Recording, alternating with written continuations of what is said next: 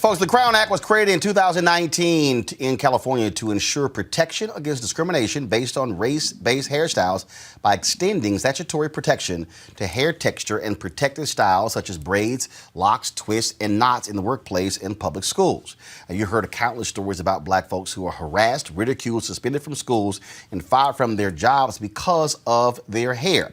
California State Senator Holly Mitchell introduced the Crown Act in January of 2019, and it was signed into law last summer, making California the first state to ban discrimination based on natural hair or styles like locks, braids, and twists in workplaces and public schools. Over the next hour, we'll talk about hair discrimination and celebrate those who have been able to overcome hair discrimination. And my first guest, I want to talk to her right now, of course. This is, and just so you understand, folks, how significant this is.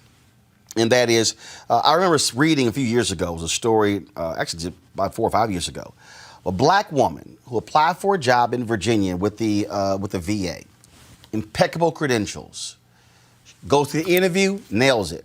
When she leaves, a white guy on the panel says, I'm not comfortable hiring her because of her hair. She finds out, she sues, taxpayers had to pay more than $70,000 and back wages, and she got the job. Had nothing to do with her credentials. It was all because of her hairstyle. Joining us right now is AC Egglestone Bracey, who is quite familiar with this as well. AC, glad to have you on the show. How critical is the Crown Act? And granted, it was in California, but many folks are saying this has to go across the country. In fact, there should be a national Crown Act. Amen, amen. How are you, Roland? Doing great.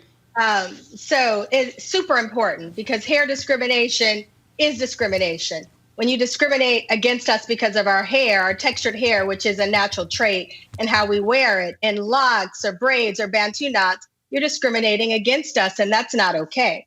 That's why over a year and a half ago, on behalf of Dove, I run the beauty and personal care business for Unilever, and Dove is one of my businesses. I went out and talked to legislative officials, Noble, National Organization of Black Elected Officials, and said, you know, beauty should be inclusive. We should not be discriminated against. And look at us, we can change this. So we set out to make the change. And with that, in the audience at that time was Senator Mitchell, who is amazing, who you just talked about, who said, you know what, let me look into this. I did not know this was legal, that we could have this kind of action today. At the time, it was 2018. And she decided, she stepped up in February and said, you know what, I'm going to champion this act. And she called it the Crown Act. Crown is creating a respectful, open world for natural hair. And like you said, it should be federal legislation. So it's passed in California, thanks to Senator Holly Mitchell. Dove co-founded something called the Crown Coalition with 4 other partners, the Color of Change, Western Center on Law and Poverty, and the National Urban League. And we've been championing the Crown Act. So Holly got it done, Senator Holly Mitchell, July 3rd, just last year. And we've got 6 other states that have passed it, which we're excited about, 2 municipalities. We've got federal legislation introduced, but we got 43 more states to go. So I'm with you, Roland. It should be a federal law. Hey, see, even within Dove, even within Unilever, were there non-black folks who didn't understand how serious this issue is? And was there an education there as well? And then when you also began to talk to these lawmakers, were they even understanding of how significant this problem is when it comes to black folks being discriminated against? Got all the talent in the world, all the education in the world, but other folks mad about their hair. Yeah, you know, we all witnessed some of these things that you talked about, right?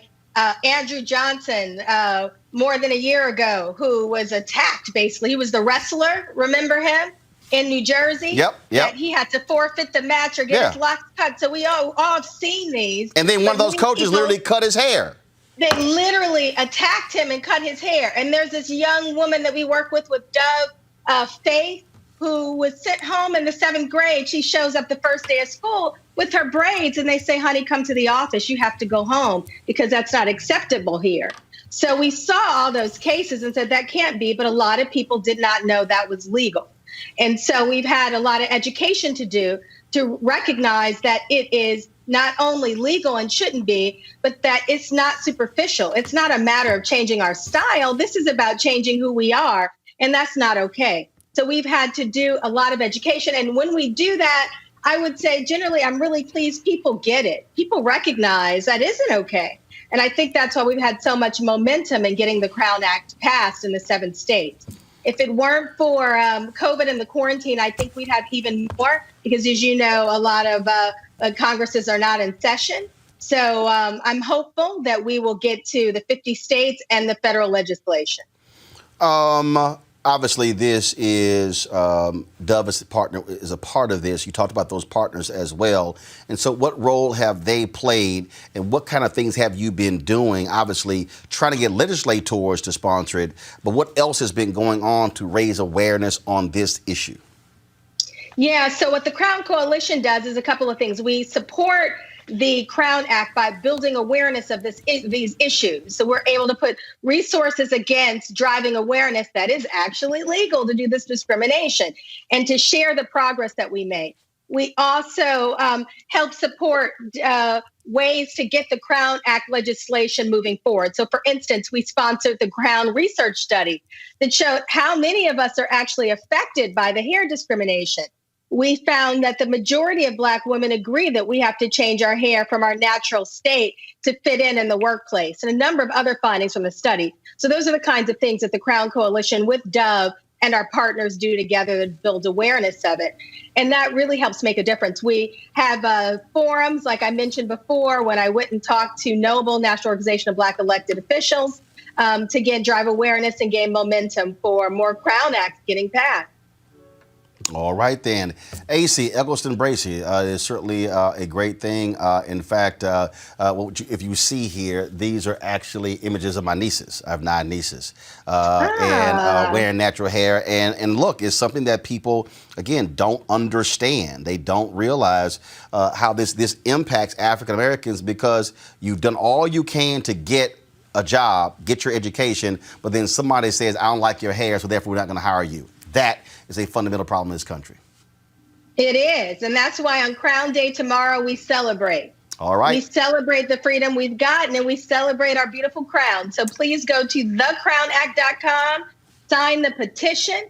We're going for 100,000 signatures. We have 70. So let's make Crown Day a huge surge in those petitions that helps get it passed in more states. Oh, so celebrate your crown tomorrow. You need 30? Oh, we can send that tweet out. Trust me, we'll get those 30 All easy. right, the Crown Act. Let's get that 30. All right, AC Eggleston Bracey, we appreciate it. Thanks a lot. Thanks for the time. Thank you very much. I want to bring my panel back in. I mean, look, this is Erica.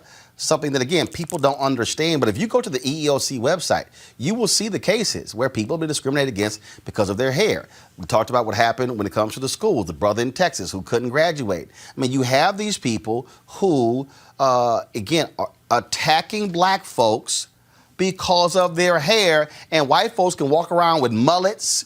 They can walk around with all kind of other hairstyles, and ain't nobody got a problem. Right. It's almost like in this country and around the globe, that default is white, right? I remember from my days in the military, this has been 20 plus years ago, but the military, I think the Army is the only one that has started to allow some level of locks to be worn, but I was not locking at that time.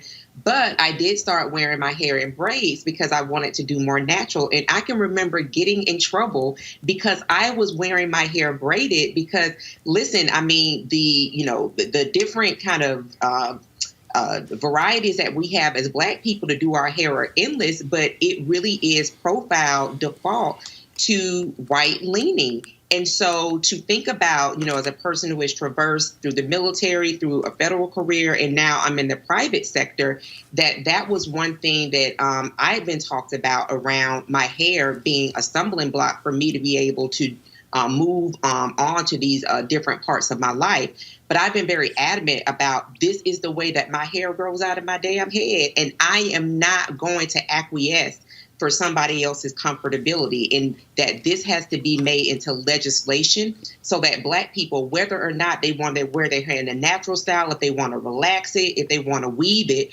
whatever it is that folks want to do with their hair, but specifically for black people, there has to be legislation passed in order for us to wear our hair the way that it naturally grows out of our head. Is very much so telling in these United States of America that's very much so centered in anti-blackness. Greg Carr, look, you are, of course, a historian. Is real simple. When you look at these type of things, the reality is that this is about forcing black people to conform to white European standards. Absolutely. And, this particular bill really is something very near and dear to my heart. My sister, for decades, Ajwa Batwe Asmawa, has been one of the leading drivers of the Crown Act. In fact, she's been talking about this for the last several years. In fact, she sent me a picture of, she was standing there with Gavin Newsom and the other sisters when he signed it a year ago tomorrow, and she was coordinating then with New York. And so one of the things Ajwa always talks about in this work to get this Crown Act passed is that the bill itself expands the definition of race to include those traits, characteristic traits like hair that we have. So really what that Crown Act is doing exactly what you said. It's kicking the door in on standards of how we are in the world. And so, again, I mean, and I have no doubt that there will be federal legislation because Ajwa is very close to Senator Cory Booker, to Cedric Richmond, our brother on the House side, and the CBC. They are going to get this legislation. And finally, as Erica said, I remember some of the young sisters who were in ROTC, Army ROTC, Erica at Howard, and that battle they used to have to fight just to wear braids. And to hear you say that that's still the only branch that is kind of evolved means that there's a lot more work to do even on that side. Reese, the reality is this here. People love talking about, we're Americans, we're all free, but black people still have to get bills passed just to be black. Absolutely. And really what's so disturbing about this is the children, the students. I mean, we've seen several instances. That one was mentioned about the wrestler, but there was a young gentleman who was he wasn't allowed to walk into graduation because of his hair. We've had little black girls who have, been sent home and traumatized. And it's sending the absolute most disgusting white supremacist message that your hair as it grows out of your head is not acceptable by societal standards. And so I'm very grateful for this kind of legislation. I want to shout out State Representative Leslie Herod down in Colorado. She was very instrumental in pushing that, in passing the Crown Act in Colorado. There's so many black women and men across the country that are really championing this cause. And as Dr. Carr mentioned, in the Senate and the House, the Crown Act has been introduced. And so this is one of those moments, as we're having this racial reckoning, this is one of those moments where we can tackle this specific issue of hair discrimination. Absolutely. And win. Absolutely, folks. Going to go to a break. We come back. We're going to talk to Miss America 2019. She made it perfectly clear. She had the right to wear her hair the way she wants it. She's next on Roland Martin Unfiltered. You want to support Roland Martin Unfiltered? Be sure to join our Bring the Funk fan club. Every dollar that you give to us supports our daily digital show. There's only one daily digital show out here that keeps it black and keep it real as Roland Martin Unfiltered. Support the Roland Martin Unfiltered daily digital show by going to RolandMartinUnfiltered.com. Our goal is to get 20,000 of our fans contributing $50 each for the whole year. You can make this possible. RolandMartinUnfiltered.com. All right, folks, in 2019, this happened when Nia Amani Franklin was named Miss America 2019, traveled around the country for a year. And while doing so, she made it perfectly clear, I am going to wear the hair the way I choose to do so. She joins us right now. Nia, how you doing? I'm doing fantastic. How are you? Been a while since I've seen you at NABJ in Miami, and so glad to have you here. Let's talk about, again, this being the one-year anniversary tomorrow of the Crown Act. How important is that for you as a black woman? It is paramount that this was passed into law and that we're celebrating a year of this amazing law that is well overdue. As a black woman that has worked in corporate America, that has worked in the professional settings, it's always been a challenge, and it's always sometimes felt like, what I'm naturally been given is not what the standard is or what the normal is and what's accepted. So to have this be something that's a law, I think it just sends a message to people who don't accept black people's hair the way it is and the way it grows naturally, and who want to suppress our blackness. I think it's a clear sign that we are exactly who God made us to be, and we're happy to look the way we look, and we're proud of how we look. Did you have to deal with folks while you were Miss America, as you travel around the country, who were like, you really shouldn't wear your hair like that? Well, you know what? I didn't deal with that so much. But what I did deal with, and what I do think is so disappointing for so many people in the entertainment industry, people that are on camera who are in front of people speaking and need to look presentable and look a certain way, look professional. What I think is kind of sad is that because, we are the minority, there are not a plethora of stylists that know how to do our hair. And so if anything, I dealt with going to photo shoots with my natural hair or with braids or even with extensions, and people wouldn't know what to do. And, being the first Black Miss America since 2011 or 10, they weren't ready. I don't think they were ready for someone who looked like me. They didn't have the sponsorships set up for a black person to do my hair.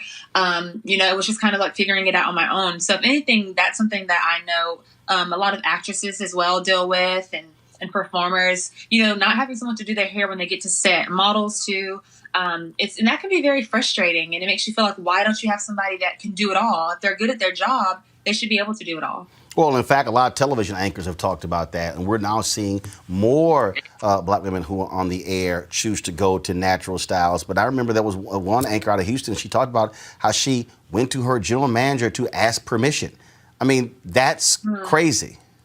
It's crazy. We should not have to ask permission to look the way we naturally look, and we choose to look, more importantly. So we talked about this. Of course, we're seeing it in some states, but I assume you absolutely believe that there should be a national Crown Act. That this should be, first of all, you shouldn't even be damn discrimination because of what the hell is how somebody's hair looks like. But the reality is, we're used to having to pass laws. Today, the 56th anniversary of the Civil Rights Act. This is the reality of being black in America.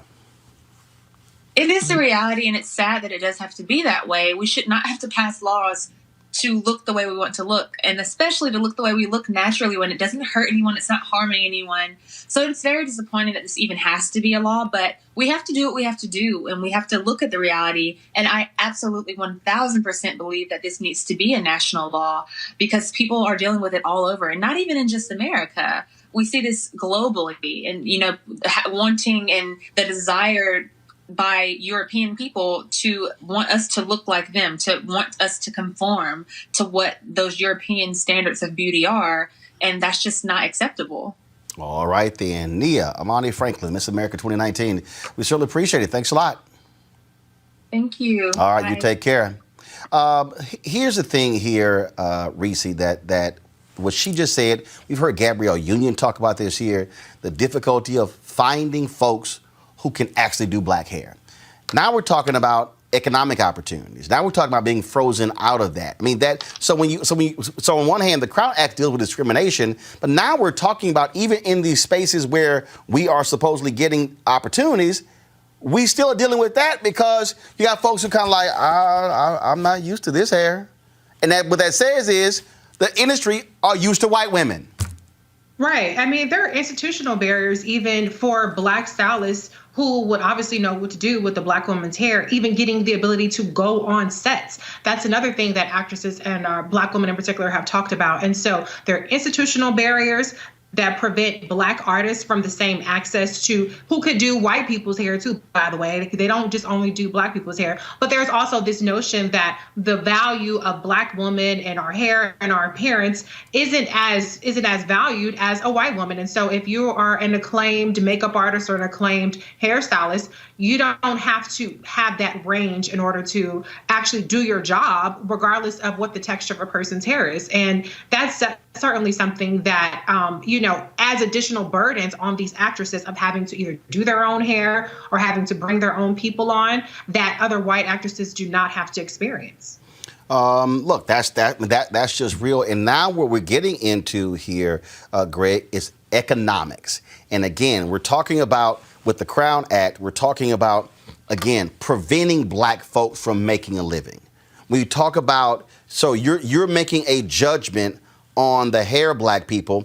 Then even if they do get to wear their natural hair, you've been locking out people who know how to do hair. And so really what you should be saying is, wait a minute, if you got Black women or Black men, or if you got hairstylists who can do Black hair, white hair, so you got white women who can't do Black hair, that means that you don't have a skill set. Mm-hmm. Well, we know one thing about capitalism. Watch how many non-Black people, watch how many white people go out and learn this skill when this thing becomes, the demand exceeds Black community. Let's be very clear. Number one, Black people have been doing their hair since the first people on the planet. I love the way my brother Kwame Ture, when we would see Kwame Ture, we'd be sitting around with him. He said, I don't understand why y'all keep calling this thing a perm when you straighten hair. No. The perm is the hair that you came out of your mother's womb with. That's a temp. In other words, so Black people, but Black people have been doing our hair since we've been on the planet, which means we're the first ones to do hair. And we were doing it on the plantations. We were doing it in the palaces. We've done it everywhere. That's number one.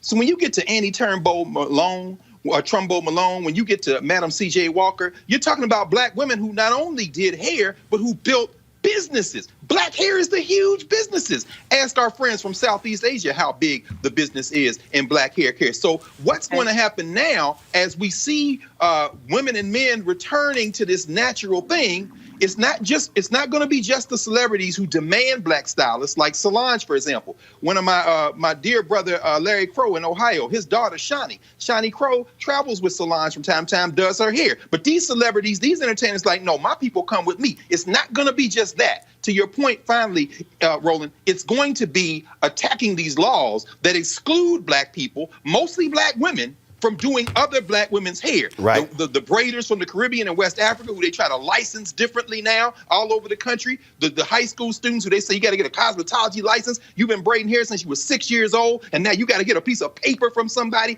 The real war is going to be, as you say, the economic war. And that's where we're going to have to press the pedal to the metal. Oh, absolutely. All right, folks, when you talk about, again, how this impacts us, I want to bring in my next guest. Montrell and Faith Finity, they've had to deal with this issue in terms of this battle over hair. Glad to have both of you on the show. Montrell, as well as Faith, how you doing? We're doing good. Hi. Faith, Faith, you got a pretty good name, so I'm trying to see right here. Where is it? So my niece right there, that's Faith Gabrielle. So get a shot here. So I got a Faith in my family as well. So the one right there, who actually a student at Howard University, who I had to make sure she took Greg's class when in her freshman year. So they had her assigned to somebody else. I was like, nope. I need y'all to handle that. So let's talk about it. Montrell, what have you and your daughter, what have y'all had to face when you talk about hair discrimination in this society? Yes, Faith was at school wearing her braids for 2 years. And over the summer, the school implemented a policy saying no grade. Hold tight 1 second. Hold on 1 second. Hold on. So we're getting some feedback. So guys, if y'all can go ahead and fix that and then let me know to make sure we're not getting that. So I think what's happening is their audio is up. So just let me know once that is fixed. Okay, and so I want to bring up another guest. So let me know when that is fixed. Staff Sergeant Chauncey Logan, U.S. Army, fought the military to keep her locks, and she lost her rank because she refused to cut them. Sergeant Logan, how you doing? I can't hear you. I think you on mute. Just take it off of mute, please. Yep, there we go. Hi. There we go. So you lost your rank because you refused to cut them? What happened? No, I actually didn't lose my Okay, rank. I'm sorry. My punishment was to lose my rank and be expeditiously separated from the military for not cutting my hair. And I actually end up fighting that because at the time I was actually okay with leaving the military, but I had been in for 15 years. Mm-hmm. And my fear was that after these 15 years, if I get kicked out of the military for this, I'm going to lose my GI Bill. And that was my reason for fighting. More of my fight was to keep the benefits that I had earned for 15 years. I mean, I remember this because I had a general on my News One Now show who was trying to deal with the Army on this. And so how long ago was this? This was in 2015. 2015. And so how long was this fight that you had with the U.S. Army over your hair? It lasted about 8 months. 8 months. And so over the 8 months, so what did they threaten you with? And then what was the resolution? Officially, I was threatened with being reduced in rank and being put out of the Army. And unofficially, there was the harassment that came because I wouldn't cut my hair. The disrespect, the ostracizing by my senior leaders. Because of this decision I made that actually had nothing to do with them and everything to do with me and this crossroad that I came to with the military. The resolution was I ended up putting my hair in rope twists, my locks in rope twists, and that was determined to be within regulation, which blew my mind. It was sort of me showing them, look, my hair is in locks, but my hair is not messy. It presents a professional appearance, and it looks exactly like these authorized weave styles that so many female soldiers are wearing. Wait a minute, hold up. So you're wearing locks, but this other, so essentially a weave is fine. A weave, Senegalese braids, micros, all of this is fine, but my rope twists with my locks that looked exactly like it by regulation weren't authorized. Which, like I said, it blew my mind. And so it got resolved by when you change it to that, it was like, okay, then fine, you're fine. Yes. And when that happened, were there other black women in the military who were fighting with you? Or did they say, you know what, I can't fight this. I'm just going to go ahead and change my hair? The majority, yes. The majority cut their locks off. And in this fight, I was like, look, we have to stand together. You cutting your locks off, this blind conformity, which I understand others' reasons for doing it. They have families they have to support. At this time, it was just me. I didn't have anybody that I needed to support. So it was easier to stand in the fight. Were there, so you're going through this, and first I want to bring in Erica. Erica, you served in the military, and so you got a question for Staff Sergeant Logan? I do. So I read about your story, and I just want to salute you, sister. I'm a veteran from the Air Force, but definitely want to salute you. Can you talk about, so you talked about kind of like, for those people who don't know about the UCMJ, the uniform, the military code of justice. Can you talk about, outside of the front-facing reprimand that you faced, could you talk about that intimidation and sometimes not being able to go up for promotion zones, some of those things that people really don't see or hear about, because the military is very much so clothed in very much so keeping those matters very much so contained inside of their military installations. Can you walk the viewers through that? And while you're doing that, and while you were doing that, we're actually showing a photo that the Root ran that showed your hair being in compliance. But go ahead, Sergeant Okay. Logan. Absolutely. So, like I said, I had my official charges, which were disobeying a military order to cut my hair, which is actually not a legal order to give for a female soldier to cut their hair. But that was the order that I was given, and that was the order that I refused because it was an unlawful order. I think the problem most leaders had with my decision was that they felt that I was throwing away 15 years and when I can just cut my hair. And that's what I kept hearing, just cut your hair, just cut your hair. And I'm like, it's bigger than me. This won't change if we continue to just cut our hair when we are in regulation. If you look at us face on and in uniform, we look exactly like everybody else with these authorized uniforms, the women with locks in their hair.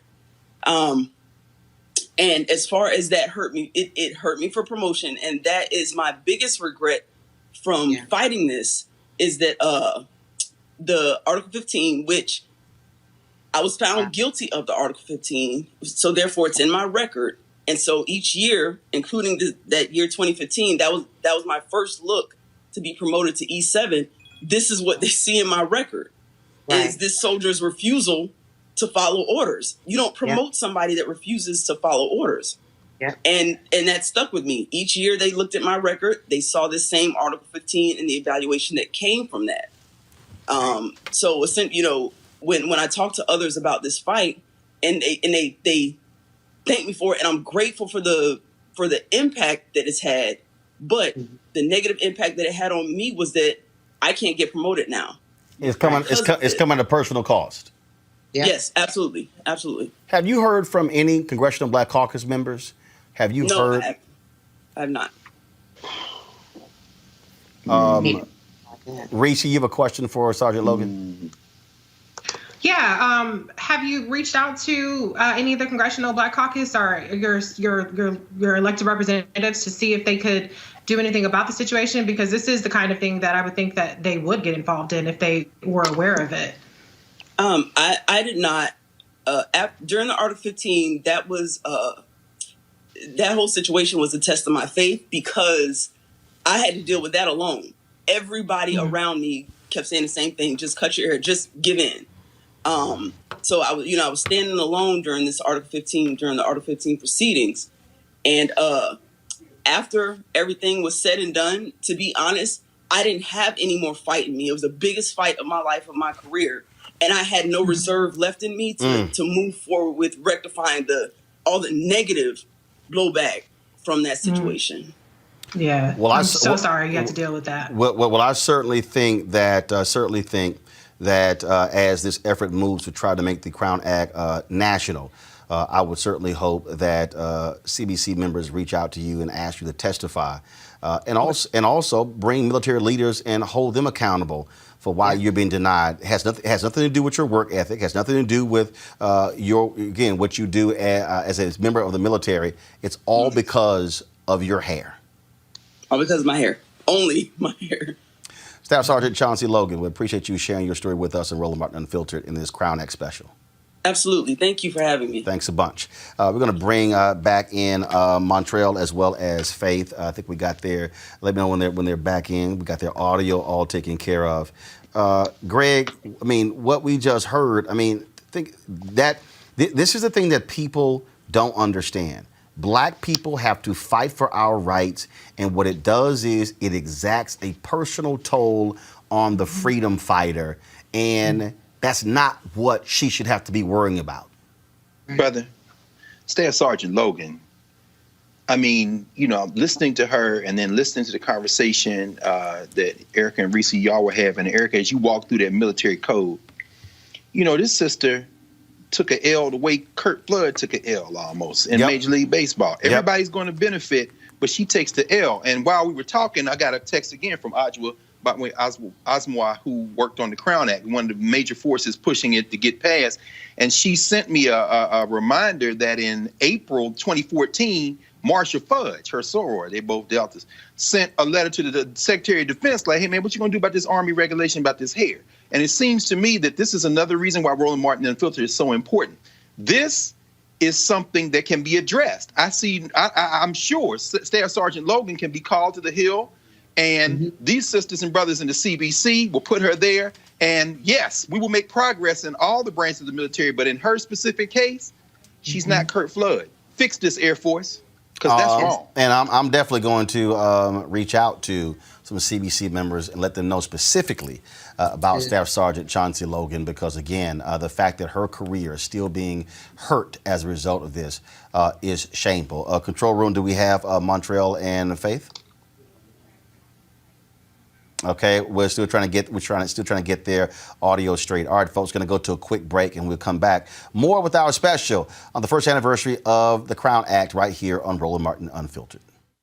You want to support Roland Martin Unfiltered? Be sure to join our Bring the Funk fan club. Every dollar that you give to us supports our daily digital show. There's only one daily digital show out here that keeps it black and keep it real as Roland Martin Unfiltered. Support the Roland Martin Unfiltered daily digital show by going to RolandMartinUnfiltered.com. Our goal is to get 20,000 of our fans contributing $50 each for the whole year. You can make this possible. RolandMartinUnfiltered.com.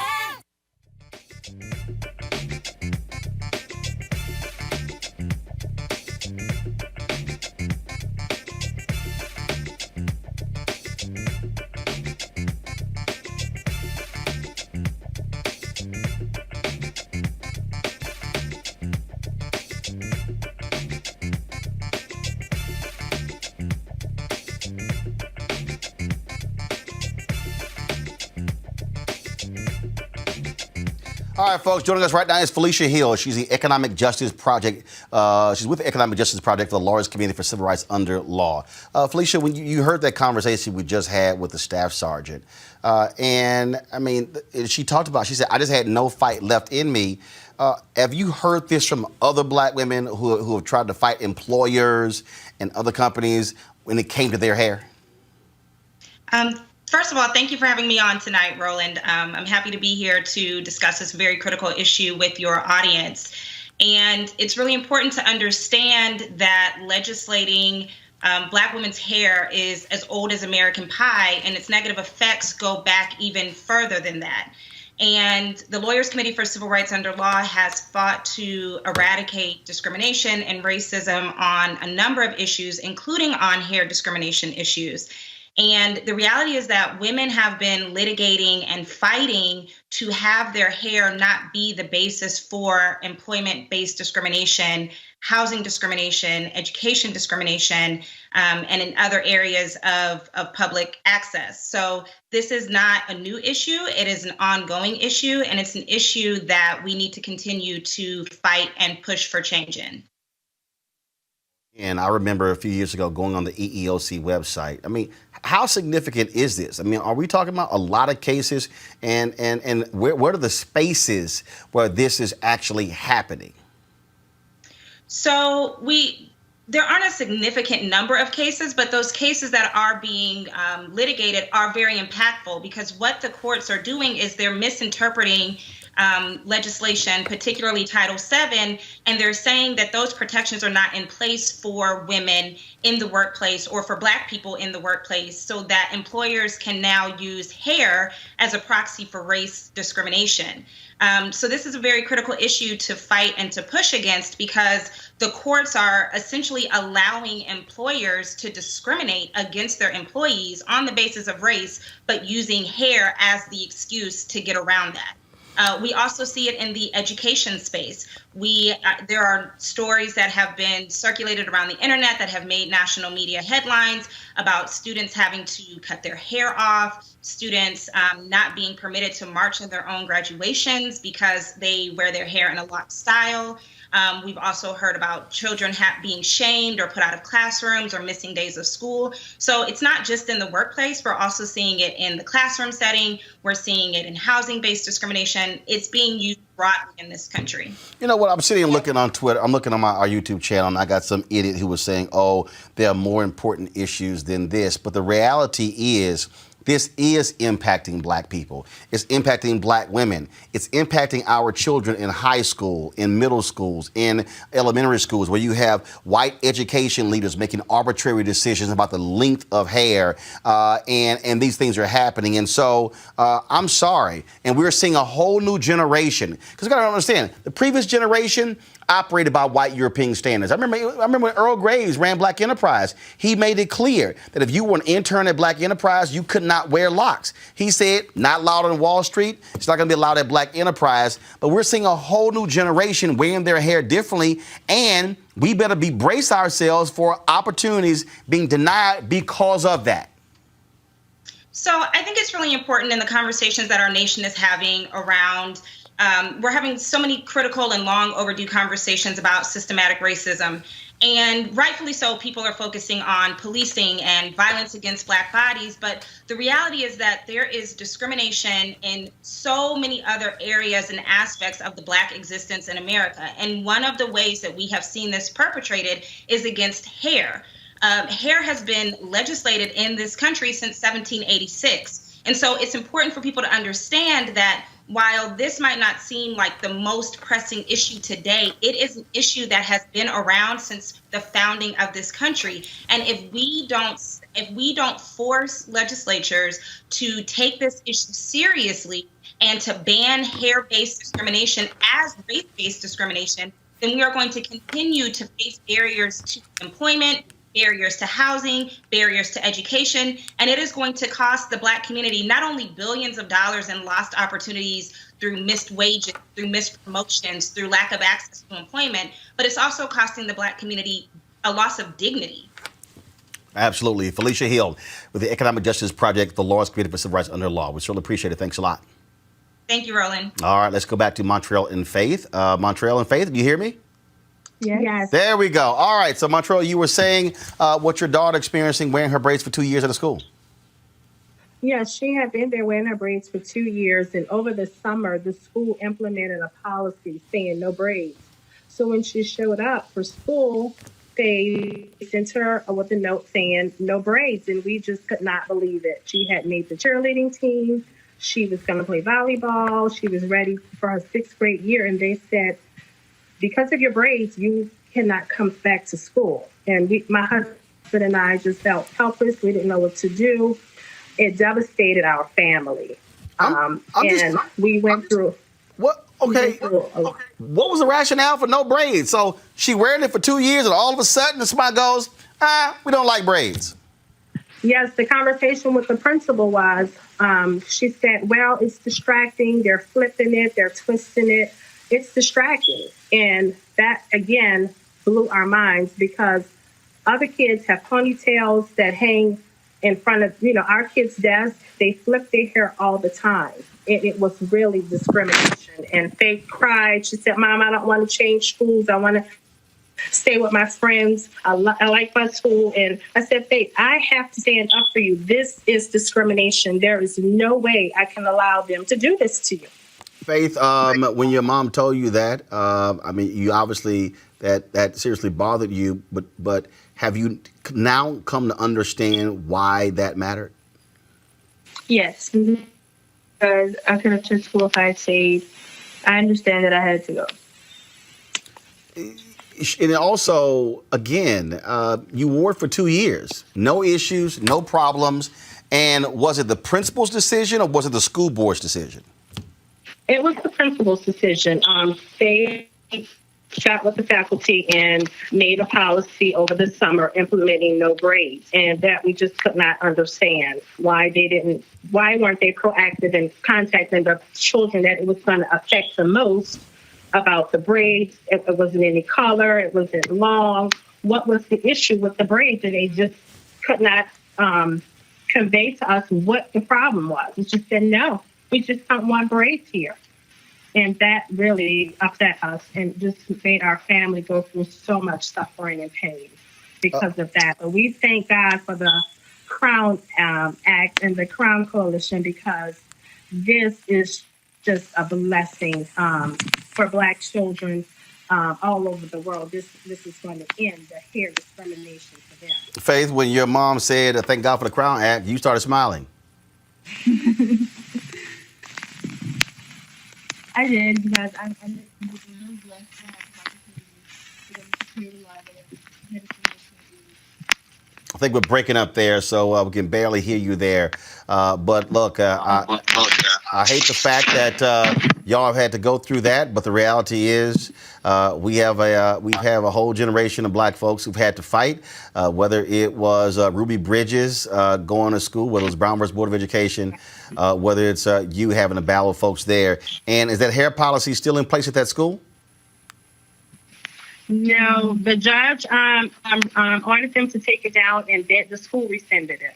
And she's at a new school. She no longer attends school there. All right, then. Montrell and Faith, we certainly appreciate it. Thanks a bunch, and good luck. Thank you. All right, folks. This is, let me bring back Reese, Erica, and Greg. And this is the nonsense, Erica. A young black girl should not have to be worrying about going to court just to be able to wear her hair going to school. And this is, for all these people who don't understand what it means to be black in America, this is what it is. This is the level of stress. This is what hurts black people economically, that we have to literally fight just to be black, just to coexist.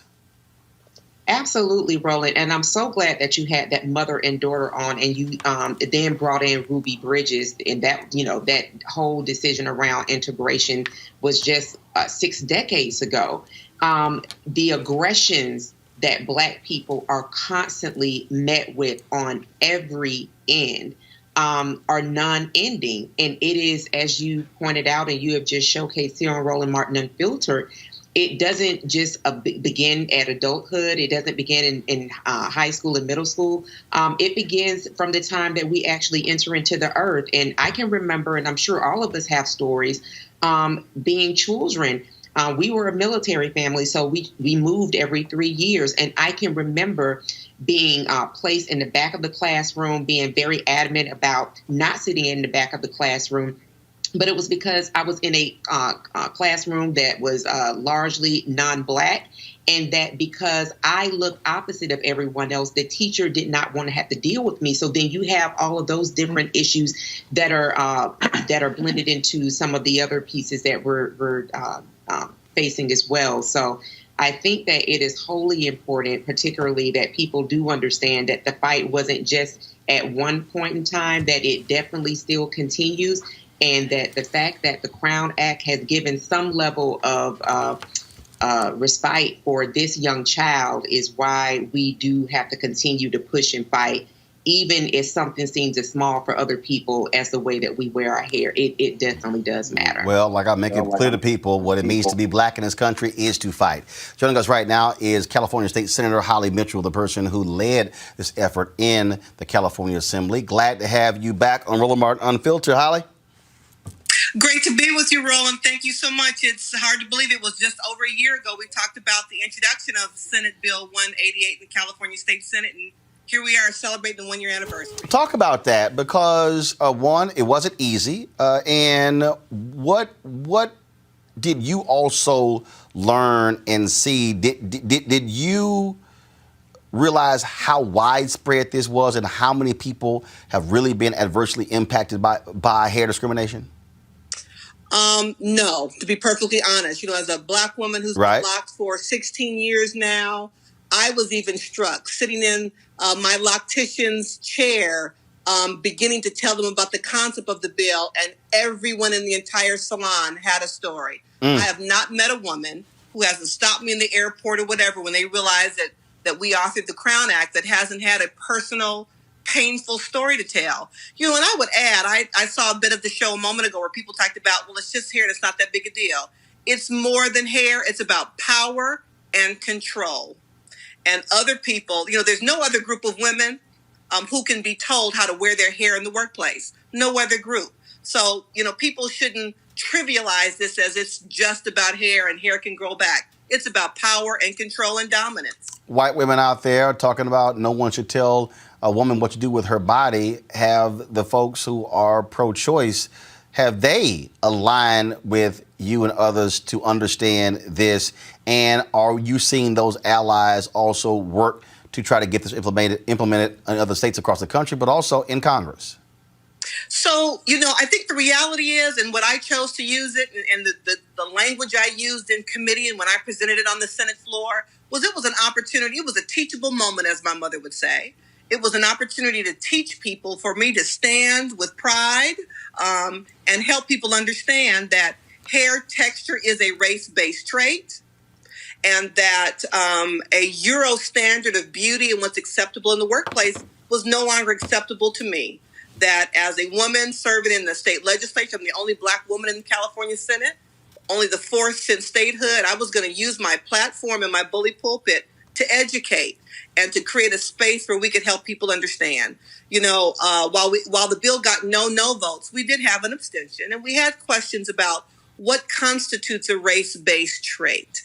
People ask me about, well, now what's a conch? I mean, it got deep, Roland, as you can certainly appreciate. But again, it was an opportunity that I took because I was sick and tired of hearing the stories about Black girls being sent home from school and suspended because their hair was deemed a distraction to other people. That was unacceptable to me. And so, yes, we are thrilled that California was able to kick this off a year ago tomorrow, and that I think now 7 states have Crown Acts, and we're going to have to take it to the congressional level. But this isn't the first example where the states have to really push the conversation and push the issue to get to the attention of the federal government. Questions from my panel. I'll first start with Reese for Senator Holly Mitchell. Hi, Senator Mitchell. I met you last year, actually, at Essence at the Crown event that OWN Network did. So it's such a good it's so good to see you again, and congratulations on your success with this. Black Women's Equal Pay Day is coming up in August, and it seems like each year it gets later and later. I think this year is 61 cents on the dollar. Hair discrimination is an economic issue. Do you see that this bill allows for that kind of particular, grievance that people have? A woman can document or can attest to being discriminated against in their hair, and perhaps how that's helped them back in their career. Do you see any connection there as to protections for that group of people?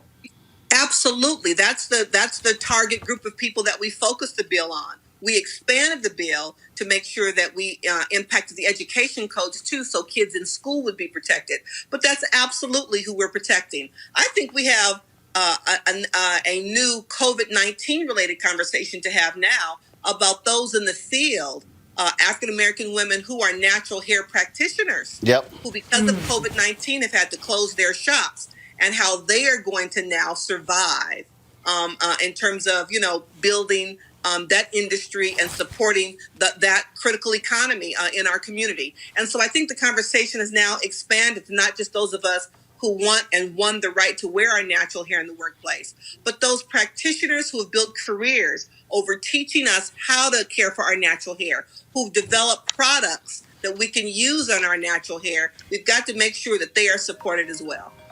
A question from Erica. Yes, and hi, Senator. Thank you so much for the incredible work that you have done and that you are continuing to do and pioneer. My question for you would be, in terms of other organizations coming into the fold with you, with not only support of their platform with dollars, are there any other of those, or what other organizations would you name that really need to come into the fold to help bring this message of the Crown Act beyond the state legislatures, so that we can really get it into the national spotlight? Well, it has been amazing. First of all, the Crown Coalition, spearheaded by Dove, included, the National Urban League, the Western Center on Law and Poverty, a number of organizations. For example, it was important for us to hire Black women with natural hair to actually lobby the bill here in California. But it's amazing to me to see how this just took off. The Links, International Links, just had a Zoom event where they talked about it.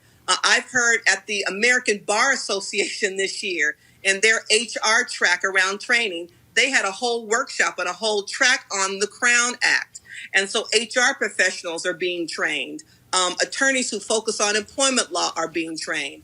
And so even though we are making incremental baby steps in terms of expanding the law, the culture shift has begun to happen. And so, we wouldn't have the law if we had understanding HR professionals and academic professionals who didn't write dress codes and school policy and our places of employment that were so restrictive. And so it's been amazing to me that as the bills are beginning to expand, as Congress continues to deliberate, these other institutions are beginning to talk about it and help create the culture shift that will be required to really affect the kind of change we all want to see. Final question for Senator Holly Mitchell, Greg Carr.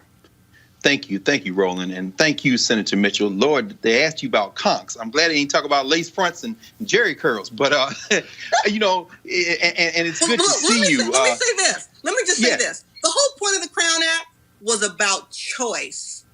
Right. It was about, when I decided to run for public office with my locks, I knew that the constituents in my district were going to vote for me based on what was inside my head, not how I choose to wear my hair. Mm-hmm. So the whole point of this bill and this movement is to not put our sisters down who make other choices. Yep. It's to empower us all to have the personal choice to do what I deem appropriate for my own hair.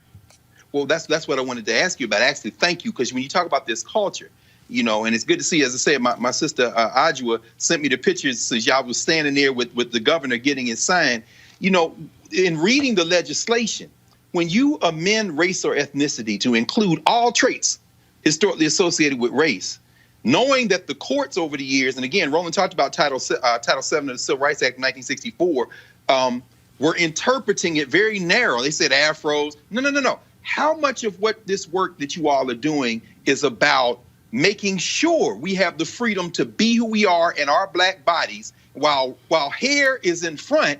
What you've really done is reverse engineer the definition of race. Or is that really what you're after?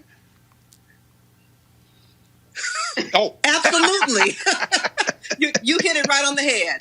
Absolutely. Okay. We took this opportunity to clearly define hair as a race-based trait, to begin to put a crack in that, as you said, narrowly defined interpretation. That's exactly what our motivation was. And so when people say it's just hair, what's the big deal?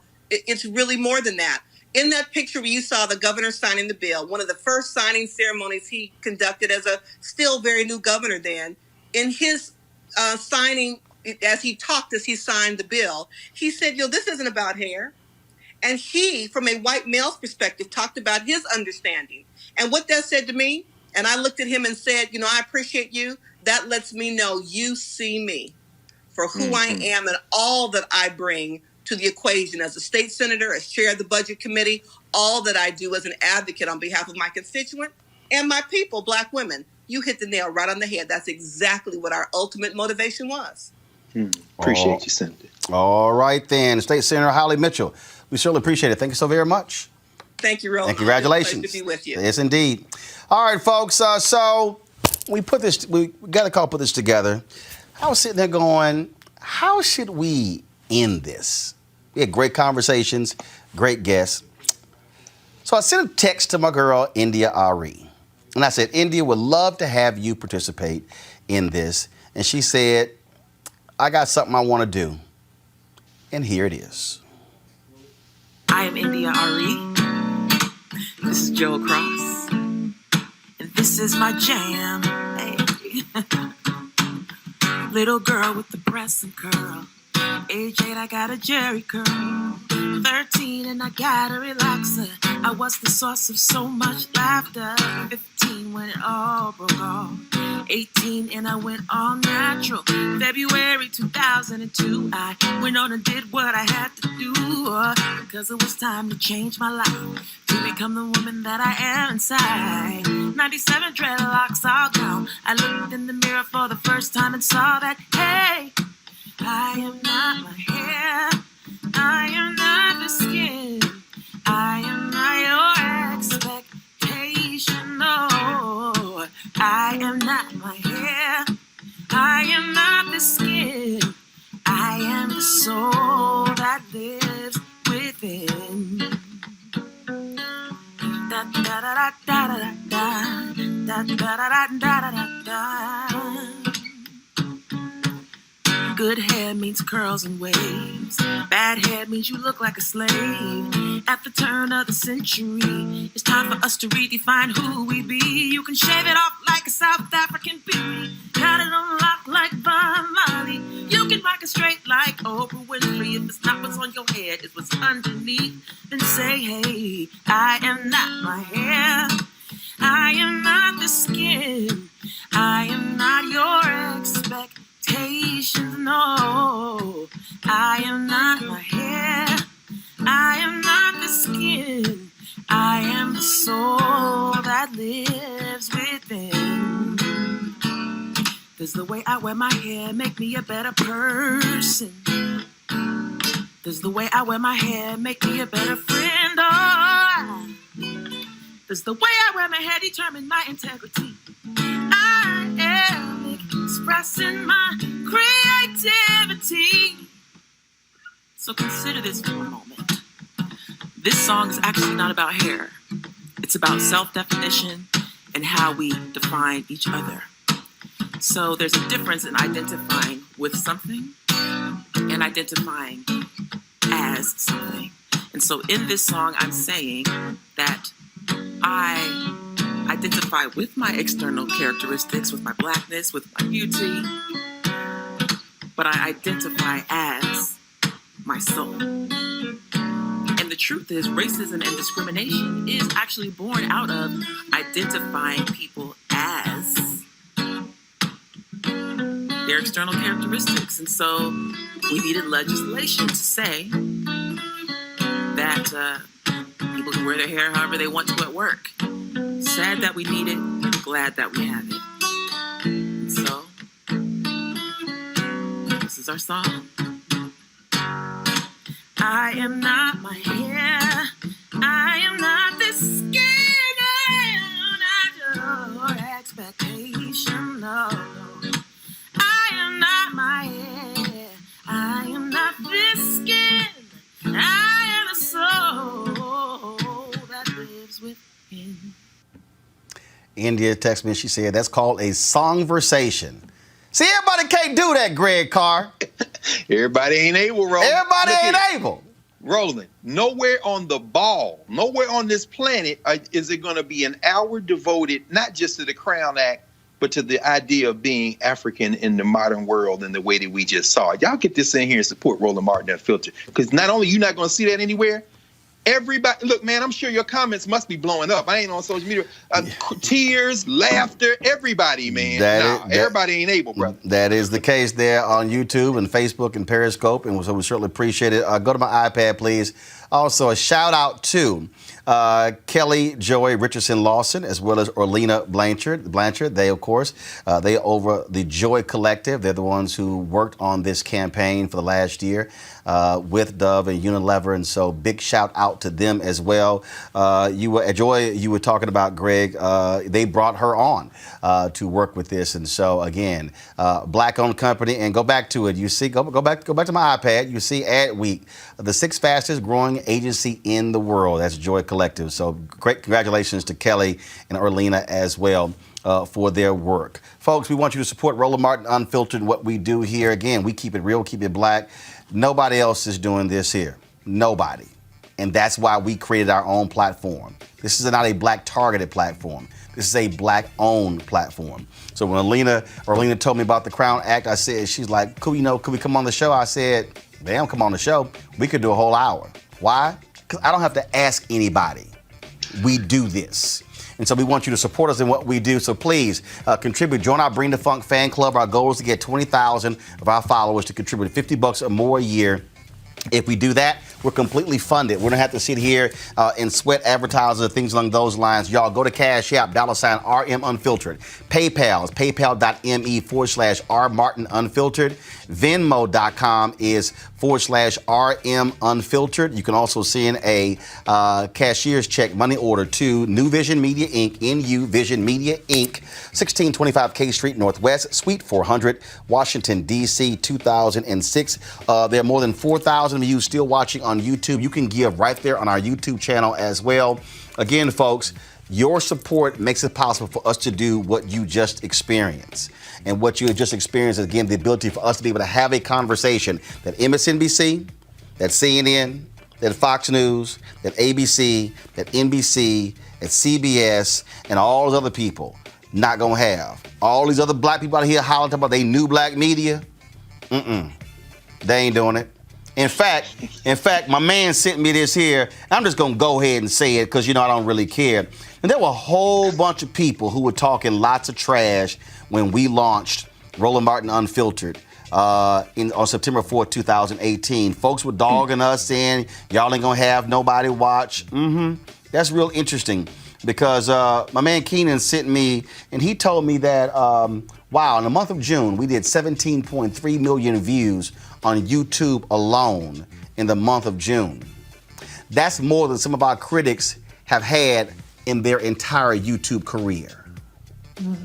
So the next time you try to challenge a brother like me, you might want to pump your brakes because I'm gonna embarrass you because this is why we do what we do. And so I don't worry about what everybody else do. We focus on what we do. And that's what this is all about. So please support us. Join our Bring the Funk fan club. We're going to give it up. And so we're going to close the show out. They're going to have the slideshow of all these images right here.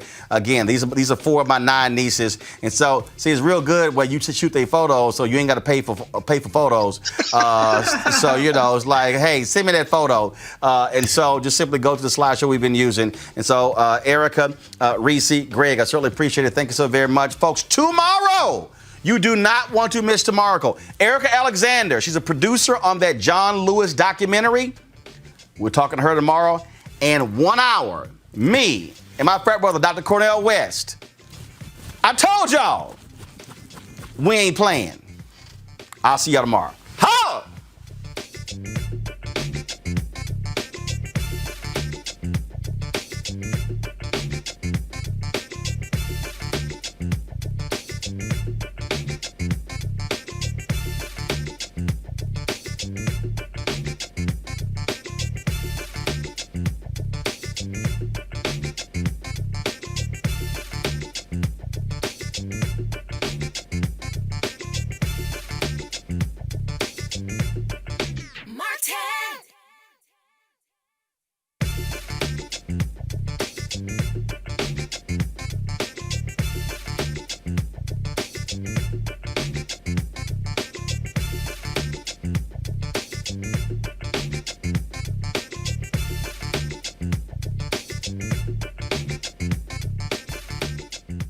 You want to check out Roland Martin Unfiltered?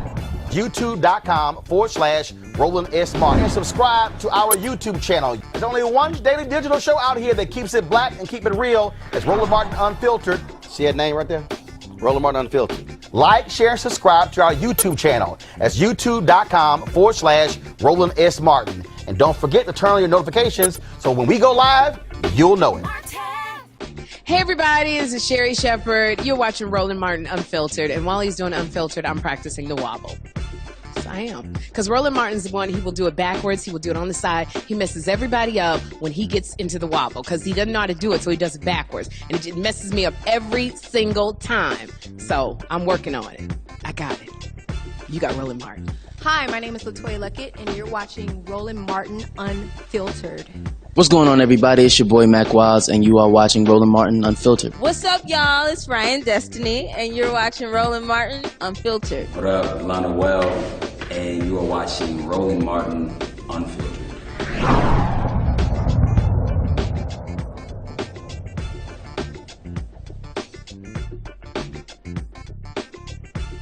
You want to support Roland Martin Unfiltered? Be sure to join our Bring the Funk fan club. Every dollar that you give to us supports our daily digital show. There's only one daily digital show out here that keeps it black and keep it real. It's Roland Martin Unfiltered. Support the Roland Martin Unfiltered daily digital show by going to RolandMartinUnfiltered.com. Our goal is to get 20,000 of our fans contributing $50 each for the whole year. You can make this possible. RolandMartinUnfiltered.com. Hey fam, want to check out Roland Martin Unfiltered? The blackest show on all of digital, cable, and broadcast. Check out our audio podcast. There's only one daily digital show out here that keeps it black and keep it real. It's Roland Martin Unfiltered. Press play.